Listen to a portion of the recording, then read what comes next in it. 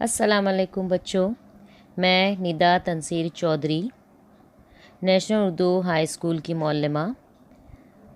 आज मैं आपके सामने जमात अष्टम का जनरल साइंस का 7वां सबक धात और अधात के मुतालिक समझाऊंगी, जिसमें हम सबसे पहले देखेंगे धात किसे कहते हैं।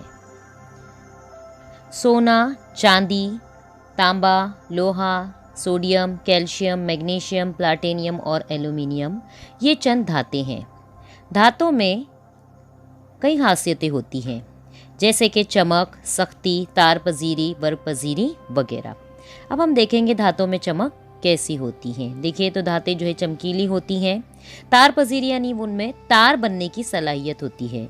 उसके अलावा उसमें सख्ती होती है धातों में। देख रहे हैं आप यहाँ पर कि कई चीज़ें हैं जो सख्त है यहाँ पर। उसके बाद है वर्क पजीरी, यानी धातों के वर्क भी बनाए जा सकते हैं।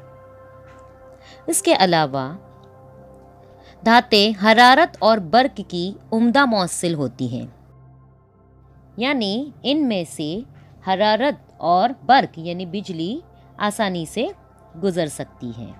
इसके अलावा धातें इनके गिरफ्ती इलेक्ट्रॉन को खोकर मस्बत बरकीदा आयन यानी कैटायन तैयार करती हैं। मतलब है कि जौहर के बाहरी मदार में इलेक्ट्रॉन गर्दिश करते होते हैं, तो आखिरी मदार में जो इलेक्ट्रॉन होते हैं उनको खोकर मस्बत आयन यानी कैटायन तैयार करती हैं। अब हम देखेंगे अधात, नॉन मेटल्स। अधातों में फूटकपन की सलाहियत होती है। फूटकपन यानी अगर इन पर ज़र्ब लगाई जाए तो ये आसानी से टूट सकते हैं। इसके अलावा अधातों में चमक नहीं होती। इसके बाद तार पजीरी और वर्क पजीरी की सलाहियत भी नहीं होती। कार्बन, सल्फर, फास्फोरस ये चंद अधाते हैं।